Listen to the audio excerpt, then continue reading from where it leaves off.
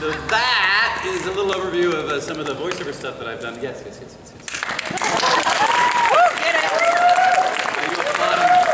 you applauding? It eats up time and I don't have to talk too much. So yes, this is a little overview of the voiceover. I'm also an on-camera actor, so I've done a lot of film and TV, mainly TV and film that you've never seen. Like NCIS Los Angeles, as you saw, Two Broke Girls. I do a lot of kid stuff. I've been on like Dog with a Blog, and Kicking It, and Bucket and Skinner, and then I was also in Sharknado 2, yeah. and I'll be in an episode of Haunted Hathaways in February. Also Young and Restless. I had an arc that just that'll be finishing up on the 20th. It's my final episode. Well, I'm assuming final episode because something happens to me. Like you care, like you guys really watch Young and Restless. Spoilers. And of course, I was in Apocalypse Kiss. Thank you very much. That's actually a pretty remarkable film. For 30 grand, they made that film. Looks really wild. I mean, are you videotaping? Oh, okay. So it's a great film. So yeah. So with this Q&A kind of thing. So first off, how many here are Resident Evil fans, by the way? Yeah. You two over there. What are you fans? Are you fans of Mass Effect? Transformers Rescue Bots? Yes. Is it Transformers? Season 3 starting tomorrow! Yeah, tomorrow. In fact, 1 o'clock in one of these rooms, Steve Bloom and I are going to host the live broadcast of the 2 first episodes. It'll be playing. And we're going to be live tweeting as well, so you've got to come. So you're going to have Heatwave and Chase in the room with you. And how often is that? Well, every Friday night for me because he's got my number. I don't know what I mean by that because he never calls. All right, so I'm done with that one. So Q&A wise, I can basically just start playing videos and we'll be bored, or we can also like do questions for a little bit. And if you say something that reminds me of a video, I'll ask if you want me to play it. So let's open it up to questions. Yes. So I read on Facebook that you got killed. I am dead. Are you okay? Killed in a car crash or something. How you doing? Drunk driver. Apparently, I was also the drunk driver who killed me. So actually, somebody responded to that, and they go. So Chris Redfield was in the other car. Yeah, no, some fan made up one of those like gotcha things with the headline you click on, and then it's like you've been owned or pwned or whatever it is. It was just kind of funny. It was a little weird first to see because when you first read, I'm like, I guess that's what it would be like if I died and somebody cared enough to write an article about it. It was kind of like, wow. And that's kind of neat. And then I thought, it's kind of fun to make fun of that. My dad was not happy with it. He was very upset when he saw it. And I'm like, I'm going to die and you're going to die. It's like, let's not be scared of death. Death is something we should embrace.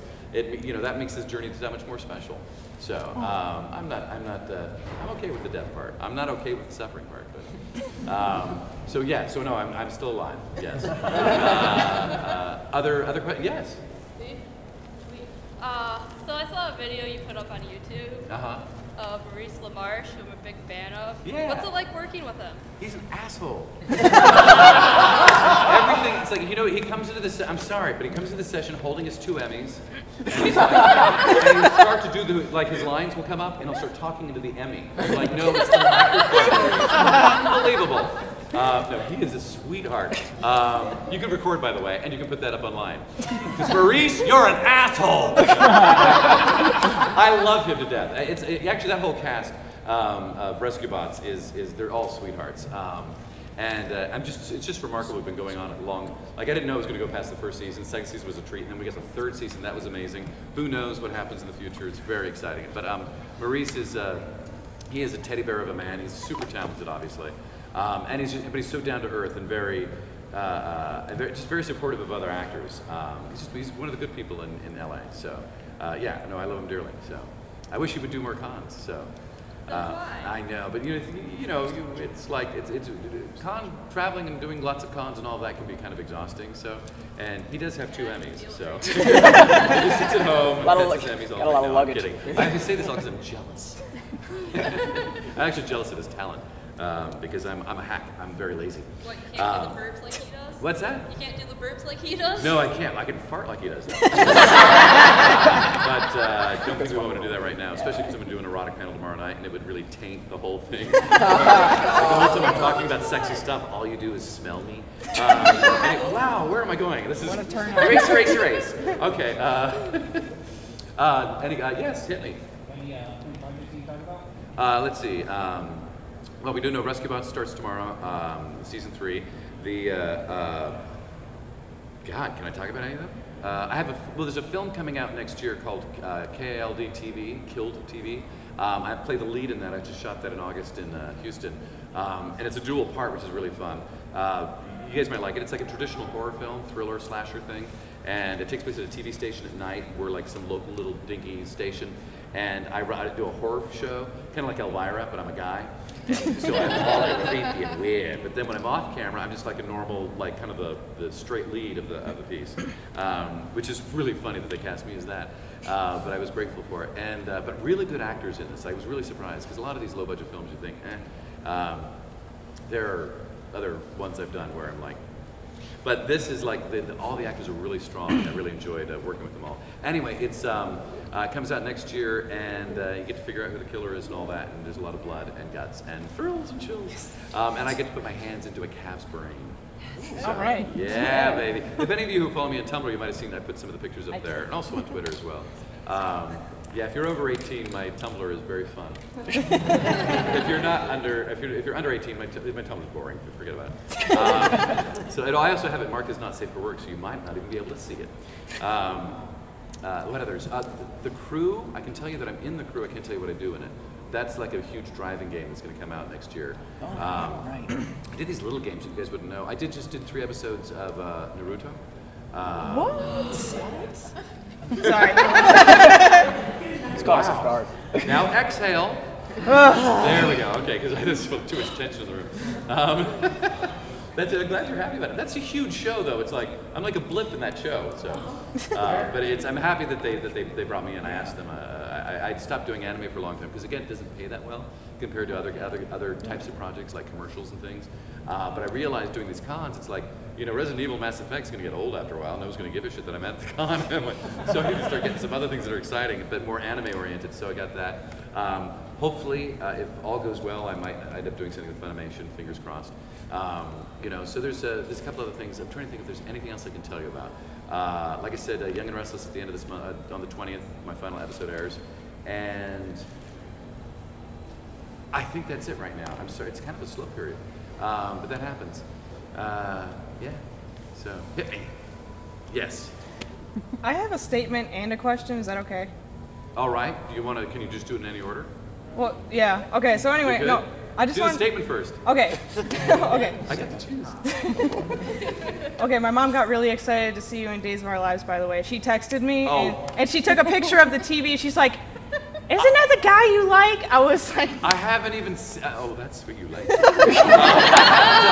I haven't even seen it yet. I recorded it, and I was in London, and I got back, and I had 2 days before I came here, so I didn't have a chance to. I was going to like pull my. Oh no! I don't even, what? No! Did I Look break between your legs. Pay no attention to the man behind the curtain. Is there someone's hand up my butt? No, You want there to be? yeah. Did you just volunteer? Yeah, I've done worse. I've seen it. I need a longer arm. Where are we? What are we doing? All right. So what's funny is that I mean, I'm so tiny in that thing, the Days of Our Lives thing. That was literally I auditioned for the larger role, the other guy who does all the talking, and I didn't get that. And then they called back and they go, you know, they wrote the second person in that scene. They split into 2 roles. So would he even be willing to do this? Because then my agent's like, no, he really just does it. He does it for the acting, not for the money. And he's told me this, and I go, no, I'll do it for the money. It pays for 2 episodes. I go in for 3 hours. Yeah, I'll do it. So I really don't do much in it at all. The only thing I like is that I kept my goatee, and they really should have had me shave, but I kept it because I'm like, screw it, just a couple lines. You know? So did you see the picture? I look kind of weird, don't I? "No." I look like some It looked good. like mafia music guy or whatever. Like I'll have to wearing show a you the suit. screenshot. Do you have it with you? Yeah. Really? You want to see it right now? Yeah. Okay, hold on. Yeah, she's gonna show me pictures. Is that okay, guys? Okay, come back to me. I'll pull it up in a second. All right, so you can pull it up. Because No, wait, do you I'm have a curious to see what I question? look like. I haven't seen the episode yet. Oh, A question. yeah, I had a question too. Oh yeah, hit me. Okay, if you had to be a Disney princess, who would you be? Oh no. And why? And why?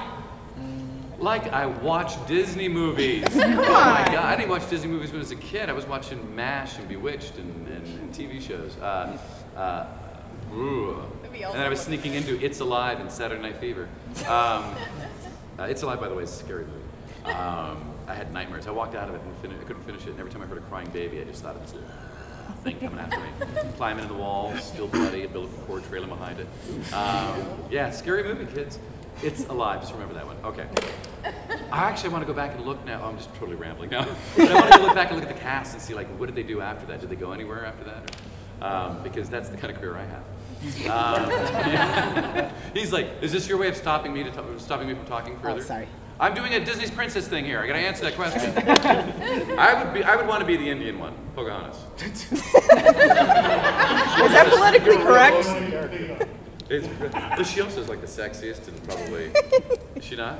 Is she a Disney princess? Yeah. Yeah, she's She's a Disney princess. She's a princess in my mind. Okay. In my eyes, she's a princess. Wow. All right, the girl behind you. What did you want, princess?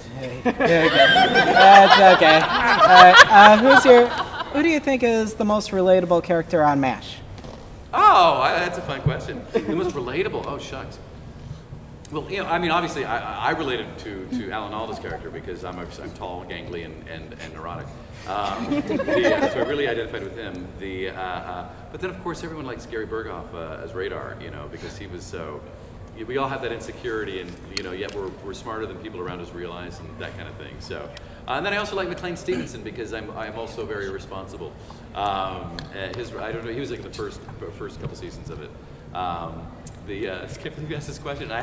What's really funny is I had these answers, like if I didn't know I had these answers. So those are my I guess actually, you know, most relatable would be Mike Farrell when he came on, because he was the most straight man of them all kind of thing, and most reasonable. So, and he's actually that way in real life too when you see him on political stuff. So, did that answer your question? Yes, sir. Was it more than you wanted? It was great. Thank you. I have that picture for you. Oh, do you? Yes. Can you show it to me? I wish I could like project it on the screen or something. You can tweet it to him. Yeah, tweet it to him. Oh my God. Uh-oh. No, that's weird. I look like a weird mafia guy who's on heroin. No. Oh boy. I'll tweet it to Thank you. you for showing that to me. Yeah, tweet it out. I'll retweet it later. Okay. All right. So hey, other questions? I have, by the way, for videos, if you are interested, I have my comedy reel, my drama reel, if you did want to see those. But hit me. Are you planning on crashing the voice actors after dark later on today? When is that? 11? That is after dark. Shucks, I don't know. I'm doing a signing after this. I got a signing from like 9 to 10:30, and I think at that point I'll be like, I think I gotta hit the bar and have some drinks. And I got up at 7 a.m. for some. My body clock is all off now because I'm still sort of on London time. So I may just be crashing by that point. I won't be that funny. But I'm gonna be. Oh, but tomorrow night. Oh, I'll be there. 11 o'clock. Is it here in the Cova? Yeah. And who's in it? Do you know? John St. John. Oh God. The other person. Is David Vincent in it? Don't think I so. think there's like 2 other people that are supposed to be in it. You can bring it. I'm just curious. I know. I'm just curious who's there. I mean, I like John St. John, but I don't. I'm tired. All right. You had yes. There's like a tickle that goes around the sides. There's a warm feeling on the inner thigh. It was good. I'm sorry. I get that question a lot. I don't know what that question means. How does it feel? I mean, like, were you all right with being set as Western voice instead of Christian? Oh, whoa! Dude, does it suck that you're only Wesker and not Chris Redfield? Out! Get out! Listen, first off, I had no idea, because I don't play video games, so I didn't even know about the franchise when I went to go do it when Umbrella Chronicles, so I didn't know there were other characters, you know, what other characters I could do and be and all of that. I really am, like I say, it's amazing I have a career, because I'm so lazy. I like to do my thing and like do minimal stuff when it comes to making money. But I'm a horrible role model. This is why it says I'm not a role model on my Facebook page. No, I would rather be the baddie than the good guy. I'd rather not die. It would have been nice if they had kept me alive and I got to do a couple more. But also, it was a little hard because it was taking over that role from other voices. So I'd always rather just be the original voice to start it. But I give props to the guys who were before me. They were great as well. So that part was a little difficult. But otherwise, no, I was perfectly happy being the bad guy. I've been a bad guy in a lot of stuff. I didn't realize until later when I look back on it. A lot of these jobs, you don't realize that they're big or that people even care. Like Eternal Sonata, Tales of Vesperia, I didn't think anybody gave a shite about that. And then all of a sudden people are coming and having me sign these covers and I go, you know me in this? Because that was like 2 hours of work and I like forgot about it after that. So and I have much more respect for it and realizing that people like spend all that time with it and whatnot. So when I did like a little one like Rune Factory 4, like anybody know that? Yeah. So I'm Stylus in that? Dylan Stylus? Yeah, you were in it. Yeah, you're. I don't know. She brought it with her. I brought it with me. Right. And then I'm also one of the stupid guy, like trying to sell your food. Oh, okay. But like when I was playing this lead guy, it's like, and the director of that was kind of cool. I don't know who they were. I can't remember her name now, but two ladies were directing me. But it was all about. I really felt like this was like a girl's fantasy kind of thing that we were doing, and so I really wanted to be so. I had to be the dick, but not too much of a dick, and then I had to be worth wooing. You know, I can't be too much of a dick. So that was kind of fun. And then finally, when he's with you, and then he's just so nice. It's just, I really. Oh. That was almost cool. Anyway, so I changed my attitude once I realized how much people cared about these. So I think I answered your question and then some. Yes? How did you start doing voice acting? I kind of fell into it, like most people do.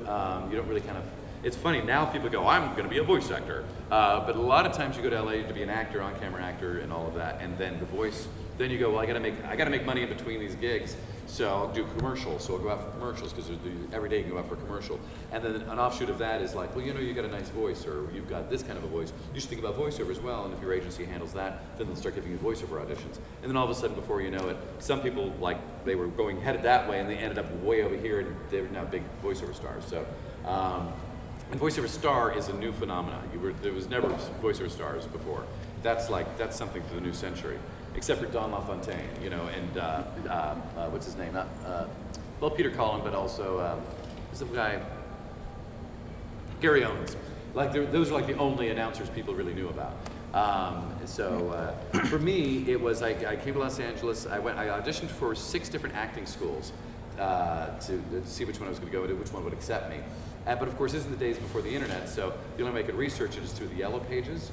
And one of them was this place, Barbara Gill something or other. I go there, and I walk in, and of course, you prepared monologues as an actor, so I've got a contemporary and a classical. And I go, I'll do my contemporary first. And she's like, okay. And then I go in and perform this monologue, and she's like sitting there, she's smiling, and she's like, thank you, that was nice. And she's, you know, I teach voiceover. I'm not an actor. I don't do on-camera stuff. I'm like, oh, what's voiceover? Because I didn't even know. And she goes, by the way, you have a great voice. You should think about it. She told me what it was and all that. And then it turned out that the acting school I settled on didn't start for 3 months or 6 months. So I went back to her and I said, okay, I'll study. She made it was really cheap at the time, $25 a session, I think, or something. And so I studied with her, and she was like, and she'd been doing voiceovers since the 60s, early 60s. And this was the mid-80s then. And she was great. She kind of gave me the foundations for voiceover, but I didn't start getting actual work until probably early 90s. I ended up hooking up with this non-union agency at the time. And she said, you've got a great voice, you should be, and I go, she said, do you do voiceover? I go, yes. And she goes, here's an audition. And that's it, I just started getting auditions, and so I was doing commercials for 1-900 lines, things like that. And then I got into a loop group where we looped for movies, really crappy movies, but where the sounds of all the people in the background. And every now and then we'd get like a special gig, like the voice of the AT&T ride at Epcot Center. And so I'd go in and audition, book that, and then now I was the voice of a ride. Paid like $500, which is ridiculous, because it should have been, you know, because you're the voice of the ride I was the voice of that ride for 10 years. And you know, so things, but my career really didn't take off voiceover-wise until probably just after I did Buffy the Vampire Slayer, the video game. That I got on my own through a referral or whatever. Then after that, I started submitting demos around, and I finally got an agent who took me seriously. I didn't have an agent throughout the 90s. And then all of a sudden, I started getting real auditions, booking commercials here, and then getting campaigns and things. And then I hit it big. I got Geico. I did 3 years of that. That bought me a house. It was like amazing how much money I got off of that. And then I got even more popular because then I did something stupid at the Tea Party, and then they blew it into, Fox News picked it up, and then all of a sudden I was like the a-hole of the week kind of thing. And you know, the worst thing is to be talked badly about is not to be talked about at all. So I took it and tried to parlay that. So, and then it's been really good since then. And then I put this cartoon, my first cartoon ever, being a series regular, was Transformers Rescue Bot. So. Very excited about that. I'm actually on a veil for a new cartoon, a pilot, but it's anime. No, but it's original anime. Does that make sense? It's going to air here, but it's about Japanese stuff. Does that make sense? I don't know how that world works, but Western anime. What's that? It's Western. If it's done, is it done in the U.S.? I believe it's done in the U.S. because it's a pilot, so obviously it hasn't been done before. So then it's Western animation. So it's Western animation, but it's of Japanese characters and storyline and themes, right? I have 2 questions for you. I have 2 answers. The first question is the more serious question. Not like seriously. Anyway, which do you prefer more? Do you prefer live action roles, or do you prefer voice acting? Live action. I like acting with my eyes, and you don't get to do that with voiceover. The closest I got was doing NBA 2K14, and it was full motion cap with the camera and all of that, and it was like you got to improv on the scenes as well, so it was a full-on acting experience, body, everything on camera. So I am acting with the eyes, but then when you see the final product, it's like the eyes are dead because it's just they just can't get it yet. It takes a lot of coding to get those eyes to kind of give you all of the things that you need. Yeah. Plus, also, I'm not an NBA player, so the rendering on me is one pass, and so I look like a melting Bill Pullman. have I showed you guys that? Have you seen that? No. Would you guys want to see what I look like as a melting Bill Pullman? Yes. All right. For a long time. I can pull that. Okay, how do I do this? Hang on. By the way, this is going to be pulled off of my website, which is dcdouglas.com. Say it again. And you can follow me online at, just to do all that, right? Where the hell am I going? Voiceover, and it is videos, and it is cartoon. He's an amateur. He's in way over his head. The cool thing is all this dialogue's very natural. You sign with our agency, on it all, you know? we take you to that next level. That was fun to do. But okay, enough of that. I don't know, man. This is all about I'm trying to woo him and all that, and then once he signs with me, then I'm a total asshole to him. It's very funny. We have a whole scene. This is what's cool about this director. We had a scene, because these side story things in the sports games are not as important to the sports guys because they just want to like do stats and stuff. But if they do play the story, it's kind of fun, but it's very PG. But we have a scene near the end where we're supposed to do this other dialogue about how I'm disappointed in him, but I always have my cell phone with me. And so we're doing the scene, and he accidentally hits my hand, and the cell phone falls out and like hits the ground, and we like just stare at each other, and I look down at the thing, and he's like, "Oh man, I'm sorry, man." And I go and I pick up my phone and I just stare at him, and I just walk off. The director loved it. He's like, "Let's do that again." We just chucked a page of dialogue out the window. Instead, it's just kind of like, never touch a man's cell phone. Did I answer the question, by the way? You answered the first one. Okay. Okay, yes. If you don't want to You're such like a reporter. more than welcome to that answer. No, I'm here for a while. You said you were, after you're done trying to send out autographs, you're going to the bar. I was just wondering what bar and go buy a drink. Well, that's really good. But here's the thing, guys. We and I know this is kind of the dirty little secret, but we get paid to come to these conventions. So, and we also, by the way, make a good living in Los Angeles. So there's, for you, it's so sweet of you to offer to buy me a drink, but I really should be offering to buy all of you a drink. Just the fact that you guys are fans, you're willing to come in. No, unfortunately, we don't do as well as you think we do. I still have a mortgage and I have an IRS debt, so thanks to Dionne Warwick's old accountant. It's a true fact, by the way. Oh, shucks. I think he was up first, so I'll go for it. Actually, just want to let you know, like last year I met you, I did an impression of Albert Wesker to you, and you were one of the inspirations that wanted me to get into voice acting. Because of you, I was able to get a role in an upcoming video game, Dragon Age Inquisition. Seriously? Wow. Yeah. Are you in LA? What? Are you in LA? No, I went to a recording studio in Canada to an audition. Oh, good for you. But I don't know, they're probably going to use me as pain grunts or something, but that's something. It starts off. Fantastic. I just want to let you know, it's like, you among with a couple other, like David Hayter and a couple other people, it's like you're really above par in my book for... Well, you're very sweet, but I wouldn't even put myself in his class. He's far superior. But it's one request. Oh. Last year, One request? I just got you a gig. Last year, I got you to appoint me as head of Umbrella as Albert Wesker last year. The footage didn't say. Oh. And I was wondering if that means you're not the head of Umbrella. At some point, whenever you can, if you could do it again. Yeah, I can do it again, but can we do it in the autograph line or whatever? Yeah, that'd be great. I don't want to do it here. Yeah, because these people. These people. These Heartbroken. people. That outfit. No worries, absolutely. And by the way, congratulations on the gig. I think that's awesome. Good for you, man. See? Yeah, I know. That's the thing. An actor is always looking for his next job. So that's why people go, so what are you doing now? And usually, if an actor is available in front of you, they're not doing anything right now. I'm unemployed. Thank you very much. But actually, it's weird. Like in LA, I'll go back and I have nothing right now, but I'll go back on Monday and all of a sudden I'll have a job on Tuesday or Wednesday, that kind of thing. Or I'll get a residual check. I'll be like, woo! I don't have to work today, but I have to pay that bill. Yes, sir. You did the voice of Legion, right?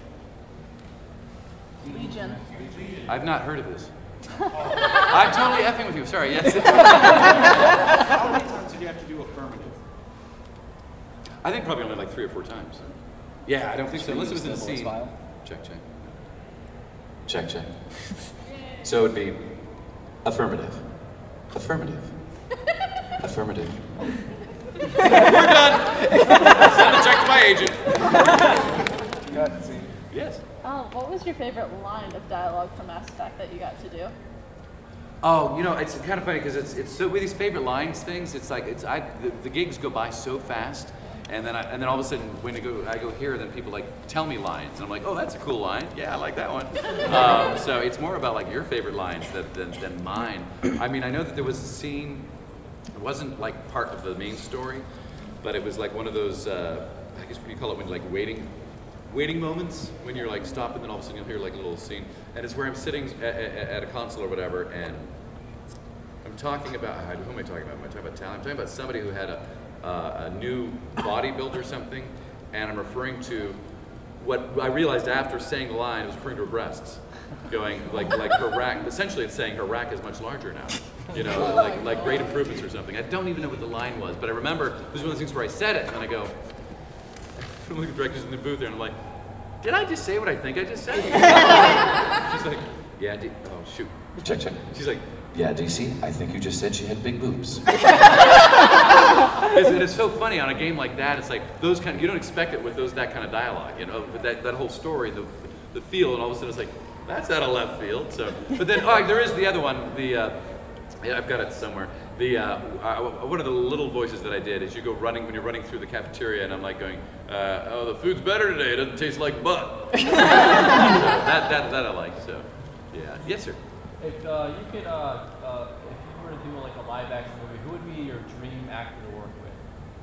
Oh fuck. I didn't hear anything. I'm really not family friendly.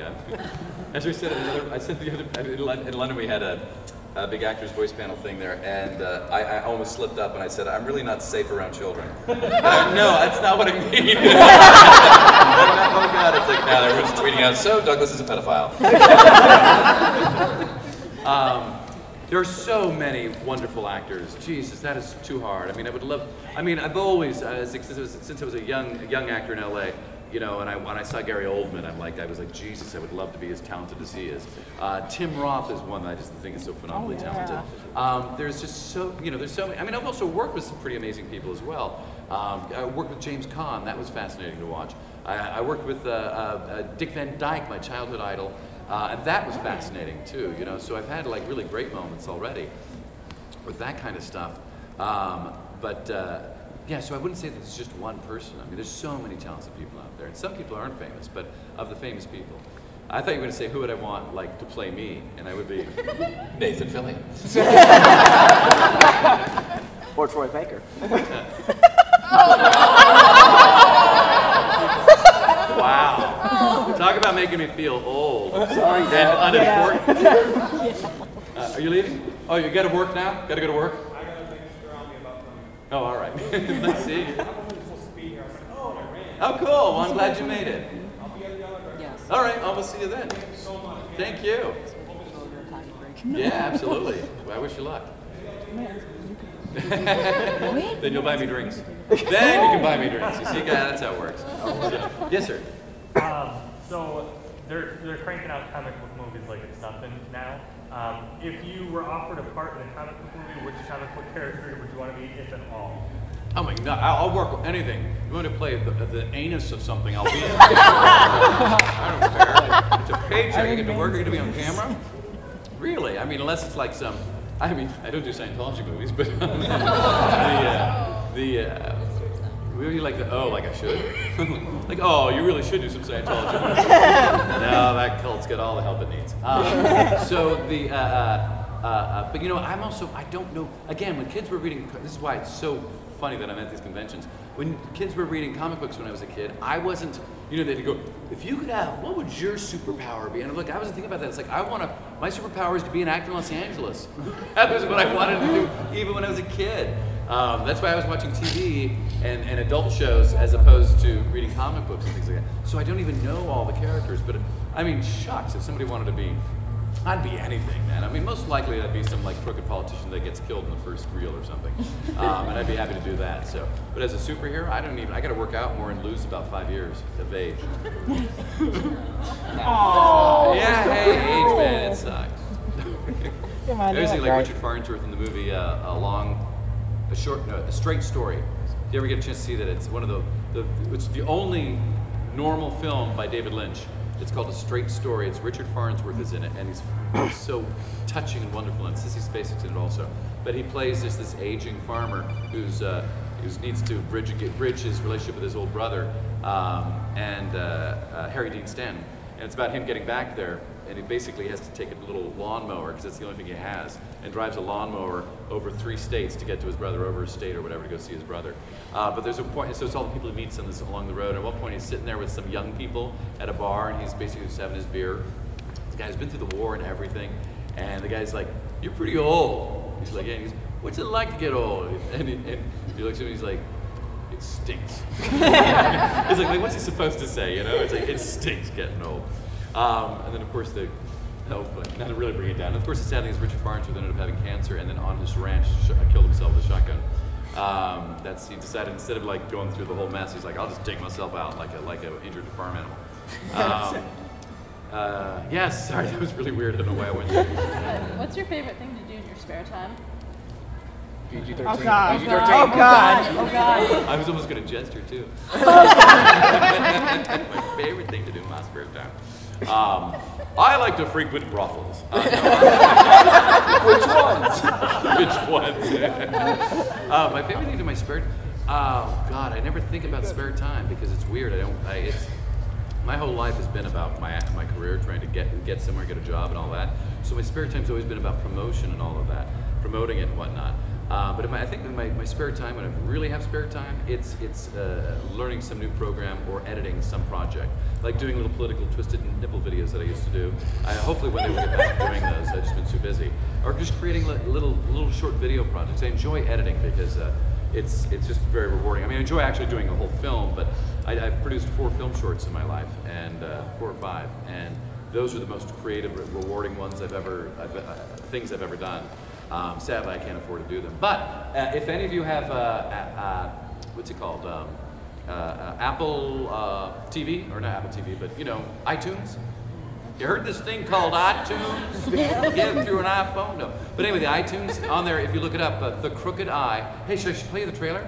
Yeah. Yeah, play the trailer. See, I knew there was a reason I was hooked up to this thing. All right, let me go play you the trailer. Anyway, you can rent this. You can rent this on iTunes, and this I did as a gift for my mother. She wrote it's a short story she wrote when way back in like '95, and then in 2005 I ended up adapting it. It was supposed to be a quick little thing. It was going to be cheap, but it turned out to be the most expensive film short I ever did. I got Linda Hunt to narrate it. You know her from, you probably know her from God of War, that kind of thing. Yeah. So, but anyway, here's the trailer for it. So that's on iTunes, and that was the last film short I ever did like a full production for. It's like about $22,000 I put into it. But it was a great gift to give my mother. Yeah, and also did really good on the festival circuit as well. So, and that actress, the lead in that, you probably recognize her. She's on that. What's the one? The Battleship, and there's a virus outbreak, and you have to stay on the battleship. And you know what that is? Last Ship. She's on the Last Ship. She's the redhead engineer. Yeah, that's her. Yeah. Anyway, so she's a really good actress, Faye Masterson. Yeah. So, where are we, by the way, time-wise? How are we doing? What time is it? So, we got 15 minutes here. Other thoughts, questions? I want to make sure you're all questioned out. Yes, sir. Last year, you talked about one of the worst jobs you'd ever had was working for Denny's or something like that. What is the worst acting job you've ever had? That's a hard one to answer. Cameras off? Cameras off. Yeah, like cameras off. Actually, if I go older with it, that's so funny though, but being a host at Denny's was probably, that was like the bottom of the barrel. Jesus. God, people are a-holes that go to Denny's. Okay, so worst acting is in I didn't like the people and all of that? Just a job that made you think like you wanted to walk off set or something like that, or just an overall bad experience. God, because there's been a couple theater things I've walked out of, but as far as like on-camera stuff, I think the one where I think the one where I questioned whether I really even wanted to be an actor. Should I show it to you? Yes. I love to see despair in a young actor's eyes. What did you say? Say it. I said I love to see despair in a young actor's eyes. You can get it in old actor's eyes too. I am in Detroit. No, some people gotta stay here. Peace out. Just kidding. This place is terrible. Wow, I'm gonna lose my 16 audience members. No, it's actually, this is better than last year's Q&A because they actually switched the times last year. So I had literally 6 people in my Q&A. Okay. It was still this is fun. NCI. For some reason, I look fat. That's not NCI. This is NCI. I look fat here for some reason, but actually I'm the same weight as I am now. I look like a big eraser head. All right, hang on here. Let's find. I got to go way back. Going way back. Way back. Oh wait, how far back do I have to go? Way back. Right, I have to go way back. I should have gone the other way. Hang on here. I got to get into the 90s. Oh God. In the 90s. Oh, so close. Oh, where is it? Oh. There it is. Civil Wars. Okay. So, I'm an actor. I work on character and all of this, and it's like, and I want to get acting jobs. And then, of course, this is like the 4th gig I ever got or whatever. So I did some soaps where I actually had dialogue, had lines, like there's one before The Days of Our Lives. Which is kind of funny. That was at 1991, and then the next time I did it was 2014. Think about that. That's like weird. I'm old. Anyway. I wasn't born yet. Yeah. Oh, okay. sorry. That's nice. Sorry. That to yourself. What was I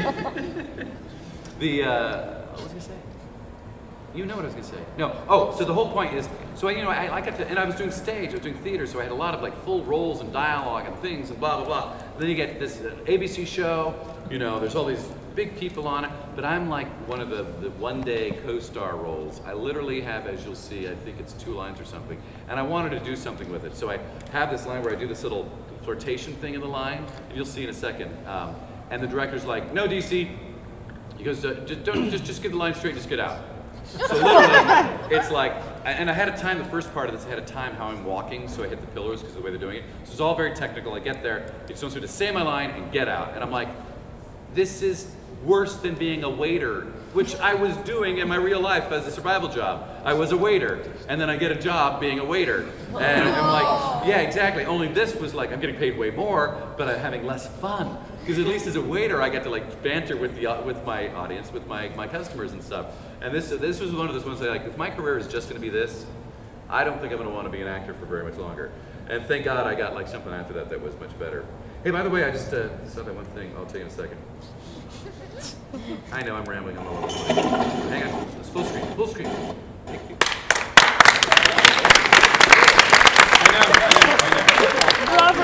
Actually, he kept the take that where I go, hey, for you or the lady. That was like that my little. And actually, I can see why he said it because I look like I'm over the top in that. So anyway, yes. My friend wants me to ask you to say you'll give me an A. Could I get the mic?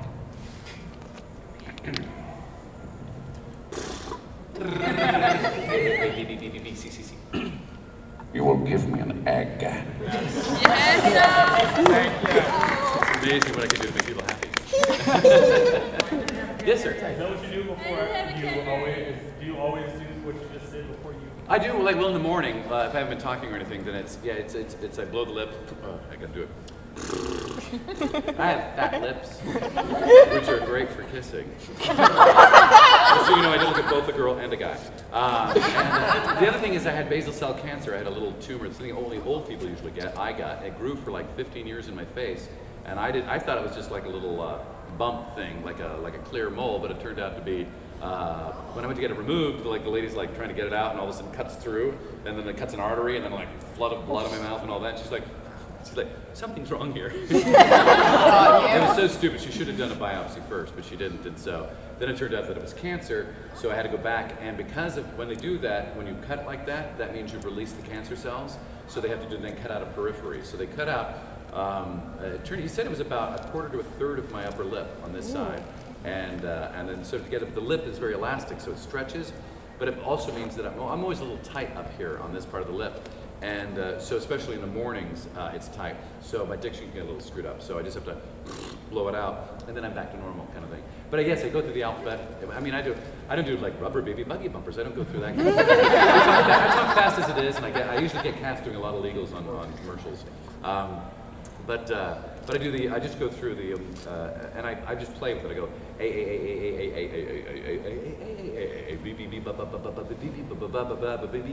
you know, just playing through it all the way to the C's, and then like you get to the fun ones like the S's and the F's, you know, and then by the time I finish that, which takes me about 5 minutes or something, I'm pretty warmed up that I can walk in and then do, and it's usually commercial copy that I do. That's the majority of the work that I get. You guys see the Experian commercials? They're out? I'm one of them. I'm one of the computers. Did you know that? Yeah. Oh, cool. You want me to play it? Yes, please. You can play one. I love my website. Everything is on dcdouglas.com, you know. Everything? Everything. Well, actually, no. You can probably find me naked on here if you look for it. Yeah. That's at a national campaign. Chicka boom, chicka boom, chicka boom. Oh, I was gonna say is the very first movie I ever did was called Future Force with David Carradine. It's horrible. And I got a big role in it, and I'm horrible. And I just saw on iTunes that Mystery did a version of it, and I'm waiting to have time at home so I can sit there and watch them make fun of me. That's gonna be really fascinating. Oh, you're the fire! I love these commercials. I love these commercials. Do you guys know who the other voice is? There's 2 computers here. Well, I'm the voice of one of the computers. You want to know who the other one is? Tom Kenny. Yeah. You know who Tom Kenny is? SpongeBob! Yeah! He is a really fun guy, too. All right, here we go. Small world. We did like 3 of these spots in a couple radios. Cool. So, but before we go, let's see. I'll do. I got a couple more things here. There's like. Oh, what can I play you? Do you want to see? You guys know all the Wesker. I know. I always like to end with this one. Before I play it, though. Sorry, I'm still all over the map here. Before I play this last video, which has got Albert Wesker and Legion in it. Is that nice? We like that. Yes. Before I play, I know a lot of you have seen it. You must be bored being in these things now. Do we have any final questions about anything? Yes. What is your tattoo? I keep seeing it every time you look around. Oh. I was always, this is the first time someone's asked it. It is synecdoche. Anybody know what synecdoche means? It sounds familiar. Anybody know the Charlie Kaufman movie, Synecdoche, New York? Yes. You do? Do you like it? It's one of my favorite films. And this starts because of that movie. The reason it's this word is because of that movie. But the movie also deals with, obviously, midlife crisis and all of that. Also deals with death in a very comedic way. And I've always been obsessed with my own mortality. And then I met this point in my life where he was, which is, what is my life's work? Is my life's work important? I don't think I'm as my head is up my butt as much as his was. And then it's connected to the meaning of the word. It's part of the, what do they call those tropes? It's a language trope. So there is metaphor, irony, another one I forget, and synecdoche. Those are the major tropes. And synecdoche essentially is when someone says, we need more eyeballs on this. Eyeballs are a synecdoche for human beings or customers. But it translates to everything. You can go on and play with this in so many different ways. So for me, my body represents DC Douglas, or my ideas represent my brain, or my life represents being human. You can go with it in so many different ways, and that's what I love about it. You can play on so many levels. So, and then there's other stuff too. It goes on. It's like the movie. It's a multi-layered onion of meaning for me. So, and I always wanted a tattoo. And when I was going into Amsterdam in 1990. Oh, I can play that for you. Oh, it's too long. It's like 12 minutes. It's stupid though too. It's called The Ugly American, and I shot it in Amsterdam with my friend. Anyway, but I was going to Amsterdam and I thought, well, they've got the best, supposedly some of the best tattoo artists are in Amsterdam, or were then. And I went, well, I'm going to get my first tattoo in Amsterdam because by golly, I'm that kind of guy. And so, but I wanted to, and we had the internet then, but it was a little slower, and not as, we didn't have Google, and so, but I wanted to find what is the most ancient symbol possible I can get for a tattoo. So I'm researching it, and I get to the different patterns and things, and I went older, and I kept going back and back, and then it turns out that the oldest symbol is a straight line. That's a shitty tattoo. The next one up from that, a circle. And that's when I said, fuck it, I'll just go there and get stoned. Sorry, or stoned like I was going to stone people, Oh, that's much better. Yeah, of course. Talk back to me, Infidelity. or women who's probably dishonor to the family. So that's what it was. But I wanted it for so long, a tattoo, and then this kind of all developed with the movie, me thinking about it, and then I saw the movie again a few years later, and it resonated even more so, talking with people, and then it just kind of like, and then I went, I think I'm going to do it. And then finally I went and did it. It was not that, this is really painful to get it apparently here, but the pain because of it, it was like, I got the, the endorphin rush? Oh my God. That was like, it's like, yeah, it hurts, but to keep going, man, because my scalp is all like, and I'm like, ooh. I got another one I'm going to get, which was way more detailed, but it's like I was going to try to do it small here, and they said, no, you're going to have to do it about that big, and I'm like, well, I don't want something that big on my forearm, I'm an actor. So I'm going to probably get it done up here at one point. Yeah, so, and then I want to get a third tattoo. I do want to get a third tattoo, something here or here. I just don't know what. So, but thanks for asking. Yeah. Any other thoughts, questions, hopes, wishes, dreams, desires? Yes, sir.